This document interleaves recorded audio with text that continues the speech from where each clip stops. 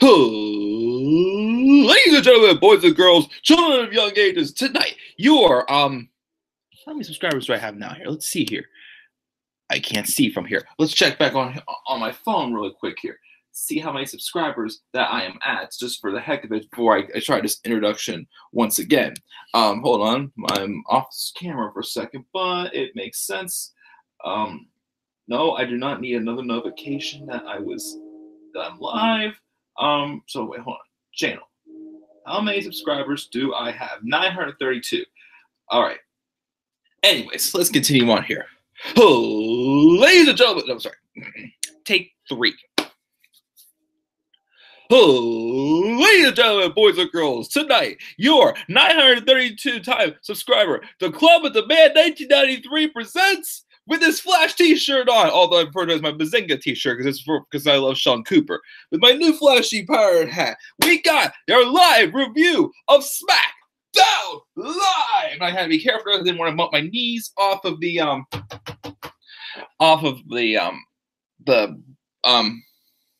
headboards. Well, I guess the knee boards or whatever the heck it's called. So we're live here tonight. What's going on, guys? As always, this is the Club of the Man 1993 coming at you.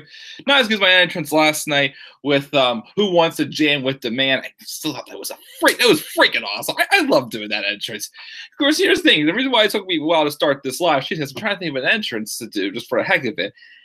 Excuse me. Usually, I feel like I think of more of a good entrance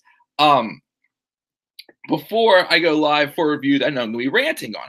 This SmackDown Live, I'm not going to be ranting much on this review at all. Yeah, there were a couple little, meh moments in the show. But once again, SmackDown Live continues to, put on, good quality, not always, outstanding shows, but shows that have me intrigued and looking forward to what's next. Everything's not perfect, but everything has me thinking, okay, this has a purpose to it, and what's going to happen next? So we're like, yeah, and I'm like, yeah. We're just like, okay, let's see what happens with this. So that's how I feel coming out of these shows for SmackDown Live. And tonight's show was pretty good, I thought. Once again, a couple ups and downs here and there, but we're pretty good tonight. And again, sorry wearing this hat. It's just, and it was kind of bland. Just new hat I got over the weekend at the Pirate game, but I think it looks pretty cool on me and just fixed my hair a little bit. But yeah, so we're going to go live here to talk about the August 7th, 2018 edition of SmackDown Live. For you baseball fans, this is the 11-year anniversary. Had to be around this time also. It's like real time at 10:35 p.m. here. I'm sure it was 7:35, whatever heck of time it was out in San Francisco 11 years ago when Barry Bonds hit his 756th career home run.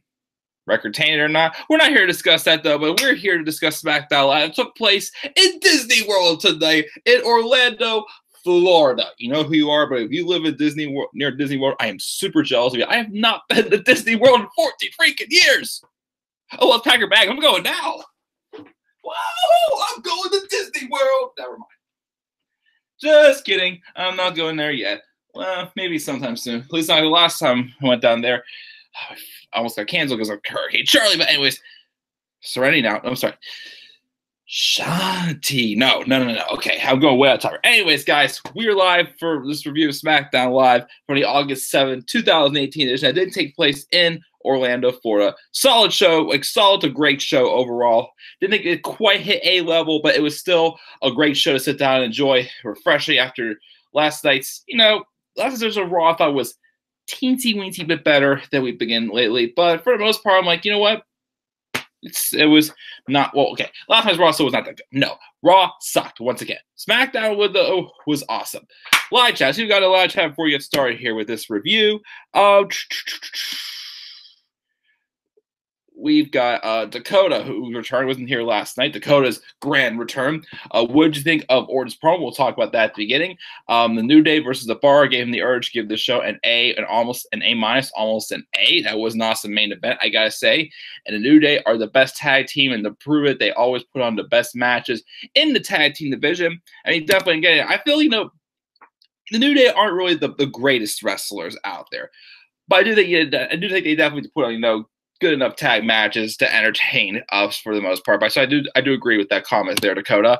And Caitlyn does look a lot different. Apparently, Caitlyn was backstage tonight. And do you think she will win the Mae Young Classic? She may either win it or be runner-up, I'd say. But either way, I think I heard rumors that the Mae Young Classic finals will be at Evolution. I think I heard the rumor. I'm not 100% sure if it's true, but I'm pretty sure they want her to be on the card. So I'd say at least runner-up, I'd say, in the Mae Young Classic. He loved the AJ Styles promo, and he can't forget R-Truth. Oh, yeah, I'll say what he says. We're going to talk about R-Truth, though, because R-Truth, despite the fact that R-Truth has become annoying to me, I actually thought he was pretty funny tonight. So hats off to R-Truth. We got that. And he thinks Lana's getting better in the ring, too. We'll discuss Lana also. We have Lauren. What's up, Lauren? She gave it a B. Even when they knew they put on singles matches, they are above average. Yeah, they definitely aren't that bad at all. Orton's promo is always gold when he's heel, exactly, and Lana is getting better. And all these Orton promos just have to have Jeff go over in the end. Probably will. Did you see the look in Becky's eyes when she had the backstage thing with Charlotte after the match? Yes, I did. We'll talk about that as well. And happy, happy. I think it was 18-year anniversary to AJ Styles and his wife Wendy. I believe he did mention that they recently celebrated 18 years tonight in his promo, which was pretty good also as well. Dakota thinks that Becky is turning heel. Disney World is in Lake Buena Vista, Universal Studios, and Islands of Adventure is in Orlando. Yeah, I know, but still, I'm jealous. I want to go to Disney World again. Nice outfit and hair. Oh, thanks. Loving it. Got shaved though tonight. Dakota says Disney World sucks. Dakota. You know what happens when you say Disney World sucks? You know what happens when you insult one of my favorite theme parks or places to go on vacation because dreams come true there? Dakota Byers? Nah, I won't do it. I won't do it to you, Dakota. No. I can't do that to you, Dakota. I will not put you on the list. Just kidding. I won't do it. No, you're good, Dakota. Did you hear Orton versus Hardy is happening at Hell in a Cell? I did not hear it, but I mean, it was like that might be happening now. Is that right now? I'm starting to get the impression they're not going to have Orton in a match against Hardy at SummerSlam. So maybe they may save for Hell in a Cell, and really, honestly, it could be a Hell in a Cell match. I feel they could be building towards between the two of them. So either way, it's for the U.S. title or not, I do think we probably could see a Hell in a Cell match between Orton and Hardy there. Hulk Hogan was apparently backstage as well. Iconics keep getting buried. Oh, yeah. And Caitlyn is going to SmackDown Live and Man Classic. I'm fine with that. Caitlyn is already experienced. And R-Truth should also have his own comedy show. I definitely agree with tonight. His look when Shinsuke talked in Japanese, it was priceless. Rusev and Long will give Aiden the boot soon, probably. And Aiden was only trying to help, but again, he screwed up again. Disney's overrated. Universal is better. I have not been to Universal yet, though, but I still love Disney. Disney's still awesome. I do want to check out Universal. He likes roller coasters. Wait, I meant Universal. That's where I went. Same thing. Magic Kingdom is not all that great. The others are okay. I love Magic Kingdom, but it's your opinion, guys. So I respect that. Adventure's great. Jeff gets the belt back and feuds with Orton for it. Maybe a good feud for the U.S. title. Actually put some meaning into it since it's just a pointless mid-card title. It still feels like at times.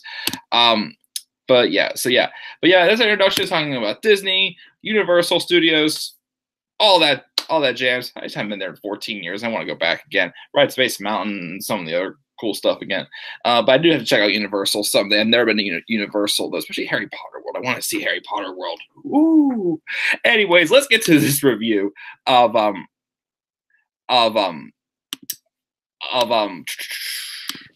SmackDown Live. So we opened up, of course, with Mr. Randall Keith Orton making his way out to the arena, getting on the mic and says last week that Jeff Hardy called him out, asking how that turned out for him before proceeding to roll the tape of his attack on Hardy. Says the question is, do you still believe? And that he could have warned the squeamish to turn their heads, but seeing people with his half is why he did it in the first place.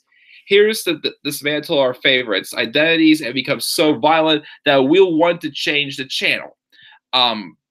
But we won't because we believe in heroes. And we think that Hardy is going to come down and save the day right now. But he won't because the Viper erased the Enigma, which I like that phrase, erased the Enigma.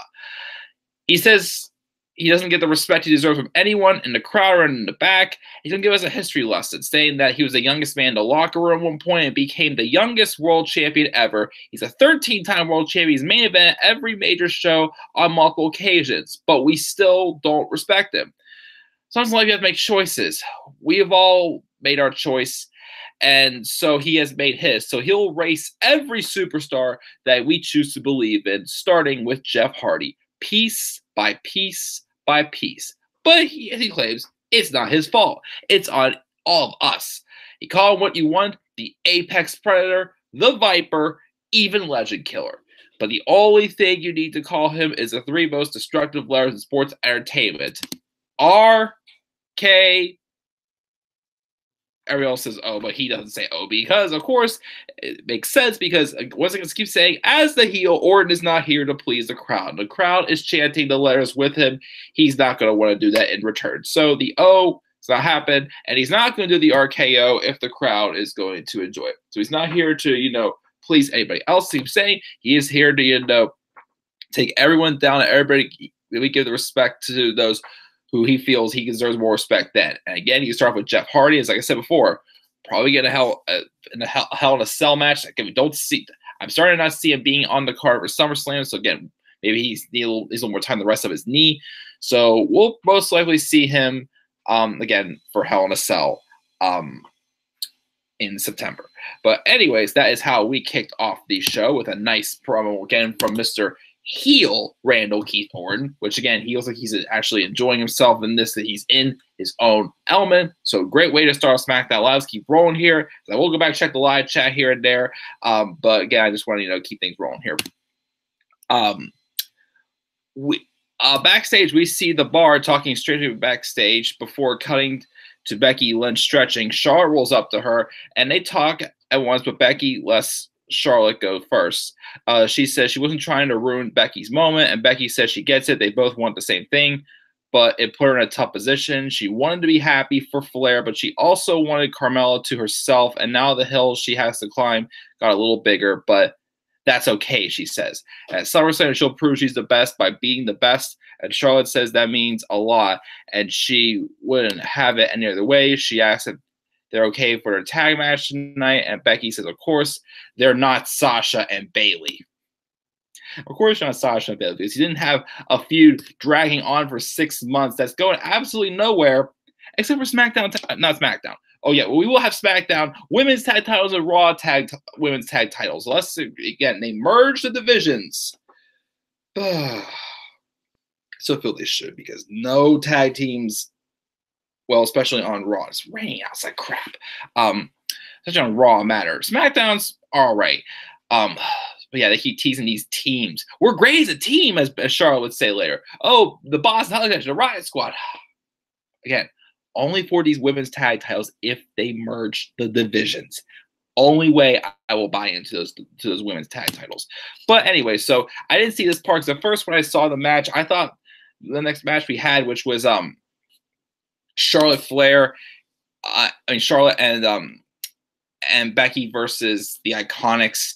Billy and Payne came out and played a word association game while kind of promo during entrance, running down the city they're in. Charlotte Flair and Becky Lynch, blah, blah, blah, and whatnot.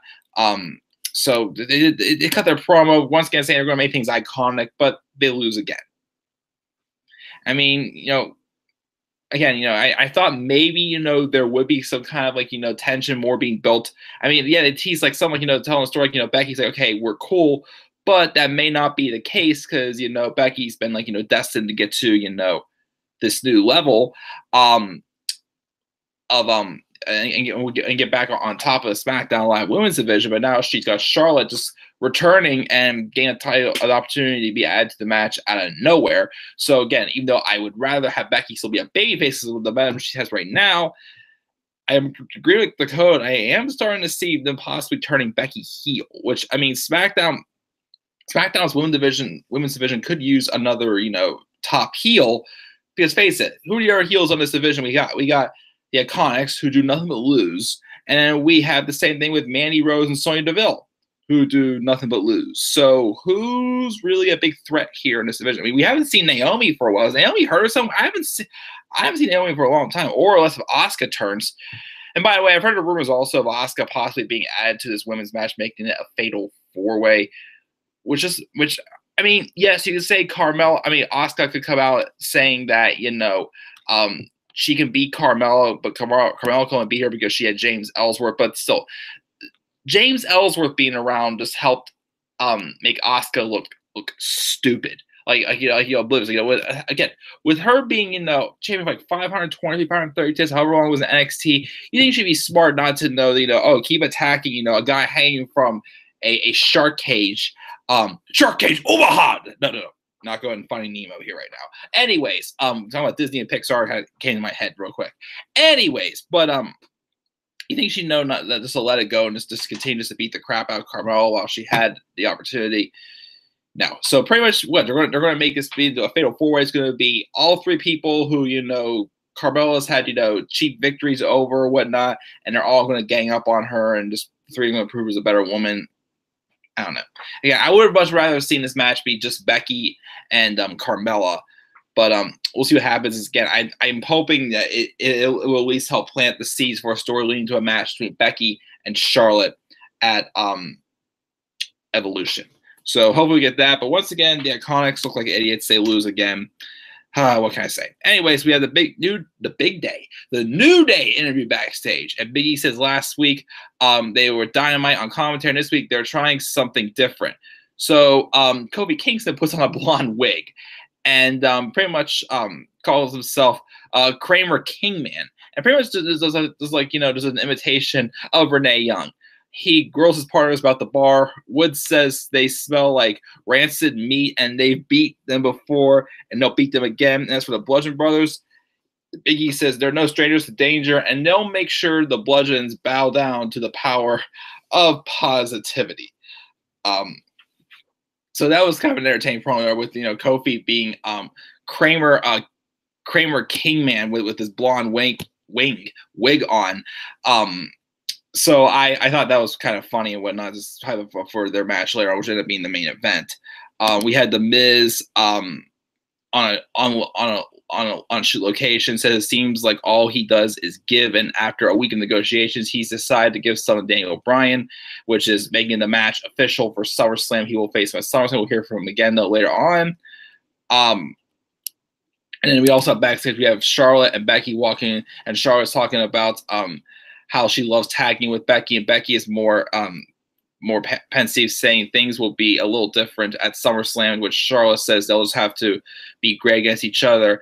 Then they have, the awkward T-slip, but yeah, again, Becky has a look in her eyes like, I'm not letting this pass me up again, which again implies me. I think that, if they do turn one of them heel, it's again, I would rather be Charlotte because Charlotte, I feel, yes, she's been okay as a baby face the past year, but she even said herself, like her character is more meant to be a heel. Her character is in a different, whole new stage, is a lot more effective. She's literally on another level, one of the top stars in the company, I feel, as a heel. As a baby face, she's just Charlotte who puts on good matches. Like that's what she said, because she, as I mentioned this how many times in an interview, she mentioned how, she stayed in NXT 8 months after she won her championship, and she only turned face because she's putting on good matches in NXT. So that was the case when she first came up, and she kind of slowly turned herself heel. So, and again, Becky Lynch has the babyface momentum behind her. People want to see Becky get that moment. And then, yes, I know, again, heels can be cheered. However, though, it's just, isn't, the idea of the heel to get people to hate you and want to see you get the crap beat out of you? I mean, yes, it would make sense for Becky to get frustrated, but to me, it feels like people would, want to see Becky, beat up Charlotte or whatnot for, pretty much to step into her spotlight pretty much like she did. So it's a weird situation. I guess I'd give heel Becky a chance, but it's just still an odd situation. Let's check the live chat out. So I haven't checked it for a little bit.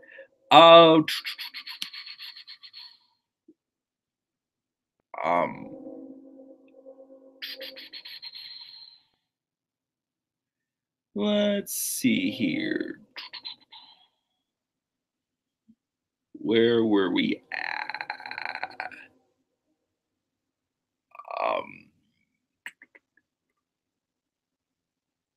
Let's see here. Where are we at?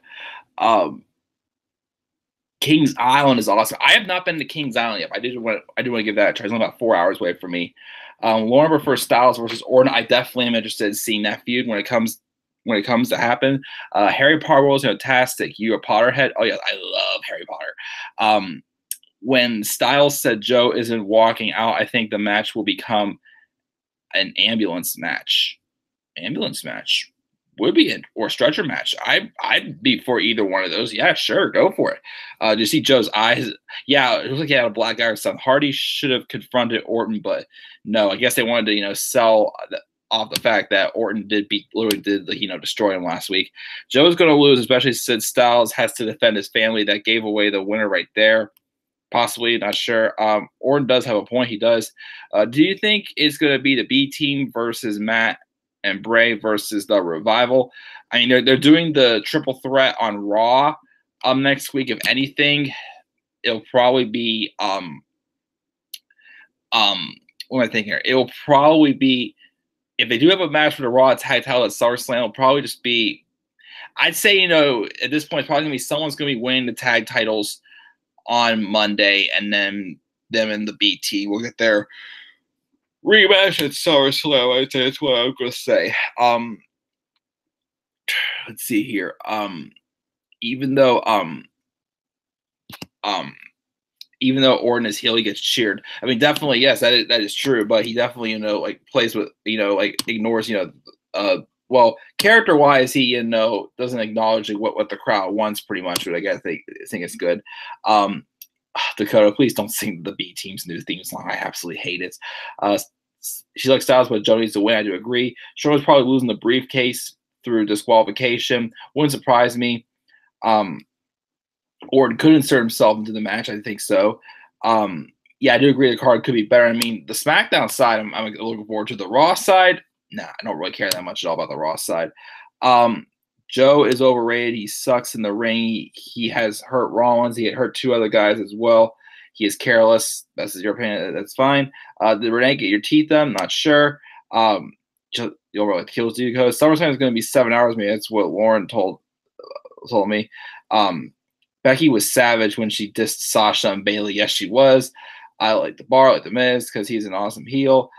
Sorry, it's Rain. Not worried about that. The crowd was on fire. It was. She's glad she didn't go, to be honest. That's really fine. It was more entertaining at home. Mela is the female heel there. We wanted to heel Becky. She will be good. Sasha should go to SmackDown Live. Either Sasha or Bayley need to go to SmackDown. One of the two. Separate them for a while. Asuka doesn't get added. Hope he just get added to the match. What do you think of Matt Riddle debuting during the main event of TakeOver Brooklyn? I've heard the rumors that if Aleister Black's not ready to go, he may get inserted into the match. Matt Riddle, not sure though. Which again, no spoilers on TakeOver because I'm not gonna be able to watch it that night because I gotta work from 12 to 11, and the next day I have a lot of things going on before SummerSlam, so I probably will not be able to watch TakeOver until the day after SummerSlam.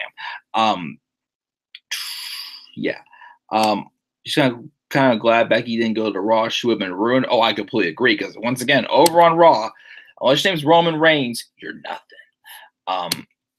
Asuka shouldn't be added. Becky could return. The Bellas could return as heels. They could. I mean, if you want to get some effective heels going or something, I don't know. But if they go, I don't know. I feel maybe faces at first because I feel like there's still too many heels. But maybe Aleister Black has a groin injury. He may not be able to compete. TakeOver was one of the best in the indie scene. He was a guy who had the Quipot, and he said he would if WWE would sign him. Awesome. Kairi Sane is good. Yes, she is. Miz attacked Bryan. Yes. The Bar versus Bludgeon Brothers at SummerSlam. We'd like to have seen that, but did EC3 squash Kona Reeves? I mean, he beat Kona Reeves. What do you think of Lars Sullivan being Paul Heyman's next big thing? He was training him at the Performance Center. Bayley took the pick. I wouldn't mind. I think Lars Sullivan would be a good Paul Heyman guy. I definitely agree. Yeah, if he can go up to the main roster and squash Brock Lesnar, I'd be for that. Charlotte still turned face. She turned face too soon. It was just random also when she turned face also. It's just she came over to SmackDown. Yes, she still had her ego to her, but then they had the welcoming committee. The welcoming committee. Like, what gave them even in that title? And that's how Charlotte turned face. She had no other allies except for Becky and Naomi. And once again, her and Becky are all of a sudden friends again after, what happened the year before. Made no sense. But yeah, again, Charlotte, I feel, is just better off as a heel. And I'm not glad Ruby returned. I was like, okay, another crappy female wrestler. I mean, I like Ruby Riott, but again, she needs to be on her own. But yeah, the fact that they just had the Riott Squad and the Boston Hug connection for the millionth time last night was just to set up Ruby Riott's return. Yay. Lauren doesn't like Bayley. It was entertaining. I never booed Becky. She's one of my favorites. I couldn't boo Becky either. Did you know Bliss Best Mandy is in the hottest female wrestling tournament? 700 and some votes to 69. Wow, nice. It was bad only because of how Styles phrased it. So who is the face? The Revival, Matt and Bray, or the B team? Yeah, again, it's confusing. They all feel like tweeners or heels. I agree, rather than wrestle heels. Either Matt and Bray are tweeners now. He thinks the crowd loved the B team's new theme. I mean, they did cool. I mean, again, I didn't like it. I like their old one better. Heyman is rumored to turn on Lesnar at SummerSlam. Wouldn't that technically make him a face since he all hate Lesnar now? I mean, he could, but he pretty much said in his interview when he looked like a broken mess last night that Brock is more dangerous than ever. So don't know. We'll see. Roman was cheered again this week. Could come out for sure.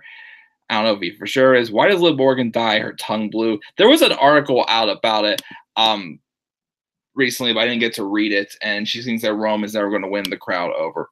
Who knows what will ever happen with that. But we're not here to talk about that crappy show, Raw. We're here to talk about SmackDown.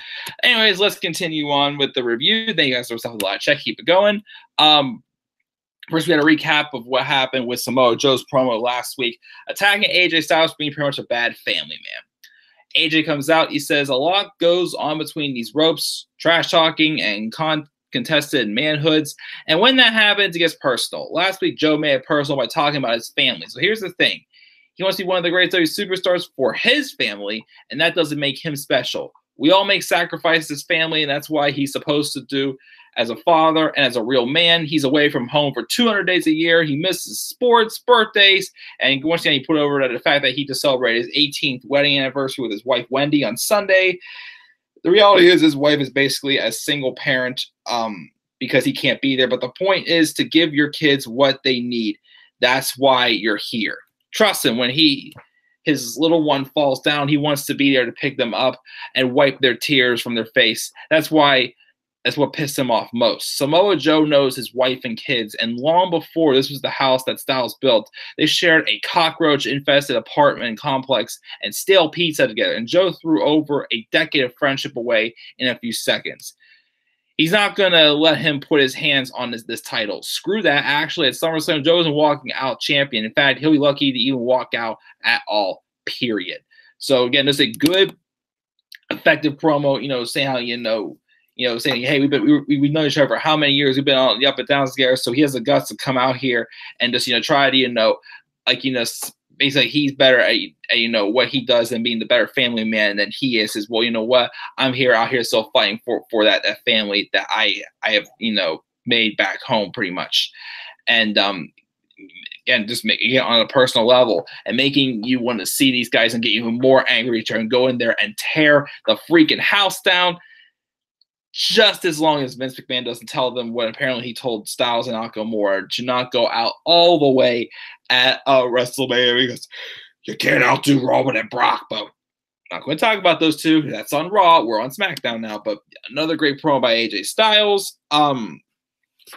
Then backstage, we see Lana getting ready for a rematch against Zelina Vega. Rusev rolled up and put his hands on her shoulders, saying that she was right last week. He should have been more supportive. He's going to be in her corner tonight because it'll make it a happy Lana day. Lana thanks him, and Aiden English rolls up and tries to apologize. And he says it hasn't been fair to any of them what he's been doing to them, but he has his best intentions. He doesn't know who he is without them, and he says he's sorry. Rusev looks a lot. She gives him a nod, and all is forgiven. But then Rusev asks Aiden to stay in the back during the match with Lana and Zelina, so do not come out. You have the rematch, Lana and Zelina Vega, which I'm like, you know what? Okay, I'll take this rematch because, two fine, good ladies, gotta say. Going a little overboard there. Anyway, so the match again was nothing really, anything special, but, I think that it's good to have, Lana, who, like Dakota said, is getting better in the ring. I definitely agree. Zelina Vega's, has polishing to do as well.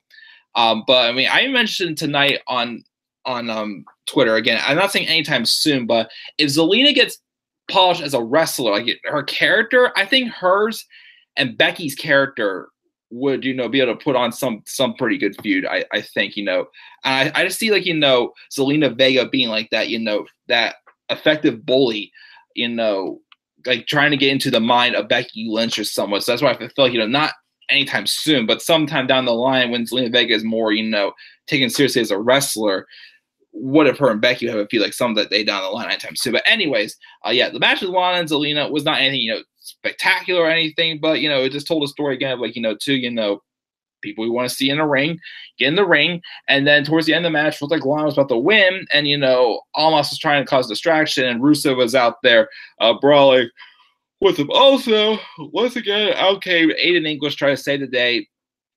Knocked Almas into the ring post where his head hit into Lana's foot. Lana knocked over. Zelina hit the double knees in the corner, got the victory. So once again, Aiden English ruins the day again for Rusev Day. And then we have Nakamura backstage being interviewed. This is funny. He questions the idea that he has to defend against Jeff Hardy since he's been erased, but he'll fight whatever's left of him. We see R-Truth and Ty Dillinger roll up. And then Truth demands a title match at SummerSlam. Nakamura asks why he do that. And he says he's going to earn the match by pinning Carmella. And then Ty just has this people's eyebrow pose in the background, which looked pretty sick. And he pretty much is like, Ty, that's not going to happen. And then I forgot what he said, but it led to, Truth and Forsaken that Ty said he was going to wrestle Renee. It's like, I'm not going to wrestle Renee.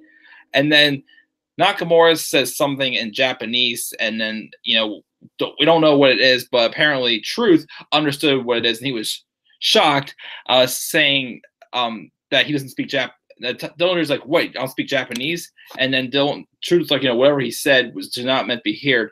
He says, but he doesn't want the match with Carmella, not a match at all. He wants to have a match with Shinsuke Nakamura tonight. Again, I said before, I used to, especially in 2015, I wasn't really that, I was kind of annoyed with, R-Truth, dumbfounded, like getting things mixed up. What especially, I think what made me mad was, again, the part I said before was recently was that the Emmys or whatever it was, that they got the wrong name of the wrong person who should have won an Emmy at first, then they fixed it. They did that whole thing where, first they announced that Paige was the Diva of the Year, but then they made a mistake saying it was actually Nikki Bella, which I know was kind of a bad move to do because, again, at the time, Nikki Bella was kind of at the bad taste with some people because of the title range she was involved in.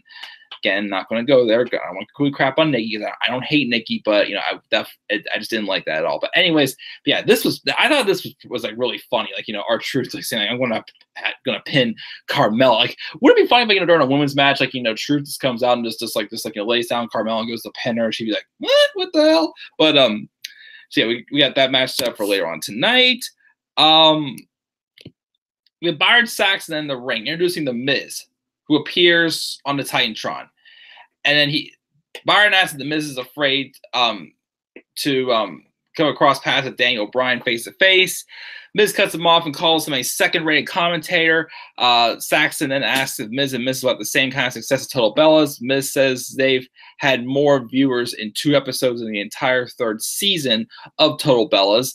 And put over the accolades that they've gotten. And Byron asks about the SummerSlam match. Miz plugs an episode of Miz and Mrs., which Brian should watch to learn how to resurrect his career. He tries one more time, invoking their history, going back to the original NXT in 2010. Miz says he's been too busy to think about Daniel Bryan, and he should be the WWE champion, as Miz claims.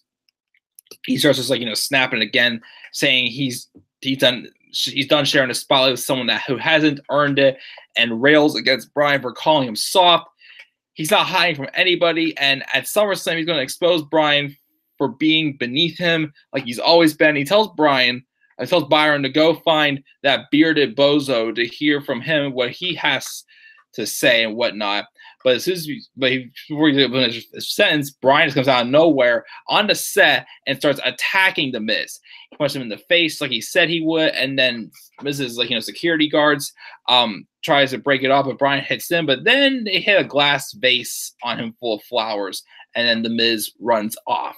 So I guess that was Mitch the Plant Jr. or something like that he used to attack Bryan with. But yep, Bryan didn't waste time. He went looking for The Miz at his own set and attack him, setting up more tension in this match coming up with at SummerSlam between The Miz and Daniel Bryan. And again, I'm going to mention this idea again of what I think should happen. They have one more week to do this. They may or may not do this, but I really think what can make this feud more interesting, because this can't be just a one-match feud. This can't be. Have The Miz and Bryan's match at SummerSlam be a career-threatening match. Bryan loses at SummerSlam. He's gone. But then eventually, I don't know, anything of pieces in between. What if Bryan tries to find his ways getting back? He's not working. But then finally, when The Miz becomes champion, thinking he's protected, he's not going to be able. Bryan's not going to get anywhere close to him. He says, "You think you can, pull off another Cinderella story? Well, how about this? You can get your job back if 1, you win the Royal Rumble match, and 2, beat him for the championship at WrestleMania 35." Of course, Miz will have to, defend the championship up until then. But having all this takes against Daniel Bryan to have the match blow off, to have this feud culminate at WrestleMania 35 with Bryan regaining the championship. Again, as I keep saying, it will elevate Miz to the main event level, and it will get Bryan back to the main event level as well, making this feud, more interesting. That's the idea that I'm going to pitch pretty much for the match between The Miz and Daniel Bryan. Live chat, what do we got going on here? Let's see here. Liv Morgan is dumb, and the only other one is 2. I would like Ruby if she was on her own. She's New Day 1. The match was amazing, though, the main event. Top 10 matches that need to happen at this year's SummerSlam. I mean, it would be a good one, but I'm not going to be able to do that one before SummerSlam, but that's a good idea. Top 10 stars who should form an alliance or a tag team. Let's see here.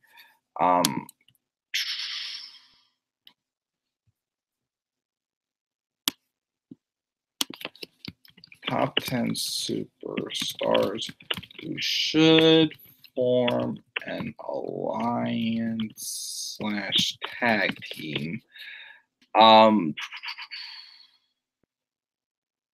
Top 10 heel and face promos. I think I have that one already written down. Top 10 Legends Hall of Famers who need one final run. I believe I have that down also. South Prom was great. Would you like a tag team of Randy Orton and AJ Styles called them the Phenomenal RKO? That would be interesting. Styles, Orton, Bryan, Cena, Miz, Rollins, Joe, Becky, Shaw, Carmella are all awesome in the ring and in the mic. That would be epic. She doesn't really like Almas and Zelina. That's fine. Dakota doesn't find Zelina attractive. That's fine. She likes Rusev and Lana better. Shin versus Truth was awful. The match wasn't even anything, but it was still kind of funny, the segment. He's ready for football season. Awesome. I mean, I'm not much of a football fan, but I'm excited for you, man. Bryan, he thinks Bryan's going to win at SummerSlam. Maybe. We'll see. The offseason should be November, December, and February for the big pay-per-views. Maybe it could do that. And then, yep, Mitch Jr. and nice hat. Thank you. Yeah, I'm starting to get a little tired. Had a long day, but let's continue on with this review. We had R-Truth versus Shinsuke Nakamura. Match wasn't much of anything. R-Truth at 45, though, still some good moves. And how about, again, I posted the poll on Twitter. Let's see, what, we got for the results. I think last time there was only 2 votes on there. Let me see here. Where is it? Come on. Aha. Oh, we got 4 votes now. Okay. So R-Truth mocked the come on. And then recently we have AJ Styles mock it too. Styles, I mean, R-Truth was a little bit looser, going like, come on. And then Styles was like, come on, pretty much. So what I'm going to propose here is, I propose again, whose mock of the come on was funnier, Styles or R-Truth? I think it kind of is R-Truth. I gotta give it to that. We have 4 votes here. One person said Styles, everybody else said R-Truth. But yeah, other than that, match is pretty much just a squash. Put Nakamura over again as the United States champion. We had the Bludgeon Brothers talk kind of promo about their 2 potential challengers for SummerSlam. They will be waiting and excited, ready to break them mentally and physically. Then we have them have a random squash match, which they had the commercial break in between, and they kept what's going live up in the corner, but there was no action. It was just them waiting for their opponents to come out. That was awkward, and they squashed them. Okay. Again, here's my problem having with the Bludgeon Brothers as tag champions. Again, yes, I'm happy Harper and Rowan again are champions, but their matches are just no different than their squash matches against jobbers. It's like I just want to see something different besides that. So I wasn't really a big fan of having another squash match just for heck of it. But we had the main event, the New Day, which is Biggie and Kofi taking on Cesaro and Sheamus. When the winner will face the Bludgeon Brothers for the SmackDown Live Tag Team Championships at SummerSlam. It's kind of hoping for the Bar since they just got back. Thought maybe they would turn them face, but I feel that maybe you should not turn them face yet because we need another heel tag team in the SmackDown tag team division that's well established, and we'd have a lot of established babyface tag teams like the Club, which the Club aren't really being used much anymore. New Day, Usos, which one of those 2 got to turn heel very soon. But yeah, the match was definitely awesome. Kofi Kingston again just doing some of the fancy moves, such as the trust fall over the ropes. I like the spot also where Cesaro just kind of just fly out of nowhere and just shoved Kofi off the top of the ring post.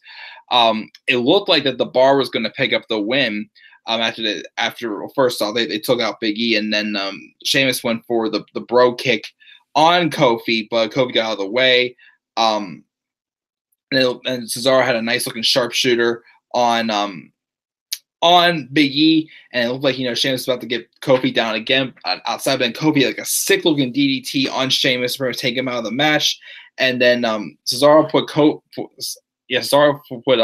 Big E into a crossface, but Big E broke out of that, reversed it into the midnight hour, and again these 2 work very well together. That could have been a tag title match. It could have been a tag title match for SummerSlam. It would have been awesome.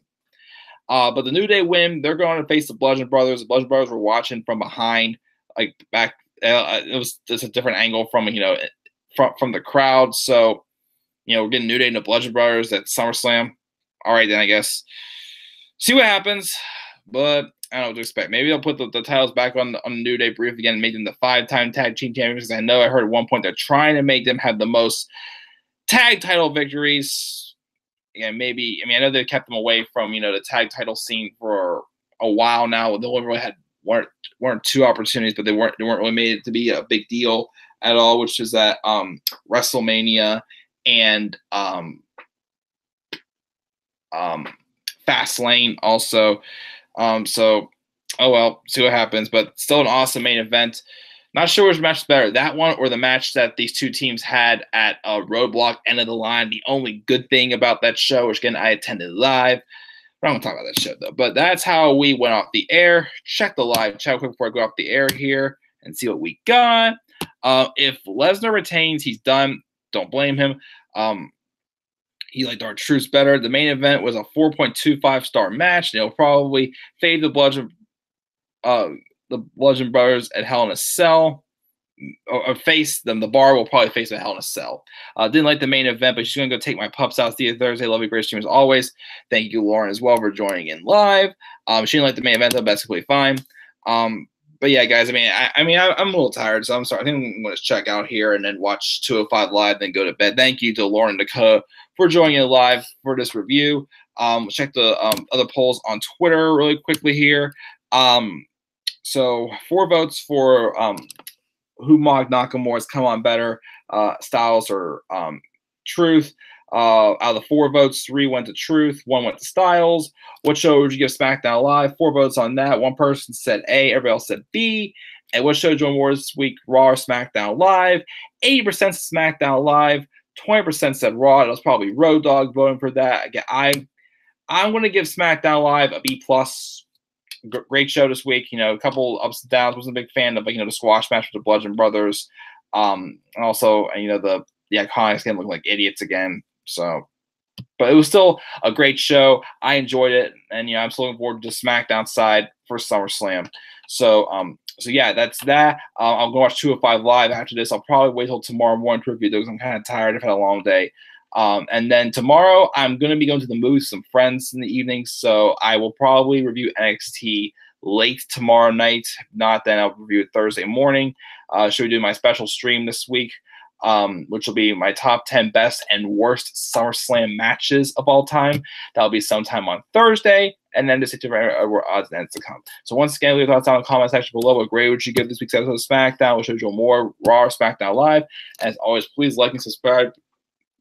Like this video, subscribe to my channel, and follow me on Twitter at TheManEverybody3. Guys, thank you all again. You guys are awesome. I'll check it out. I'll see you guys all later. Until then, guys, have a great night, and peace out, everybody.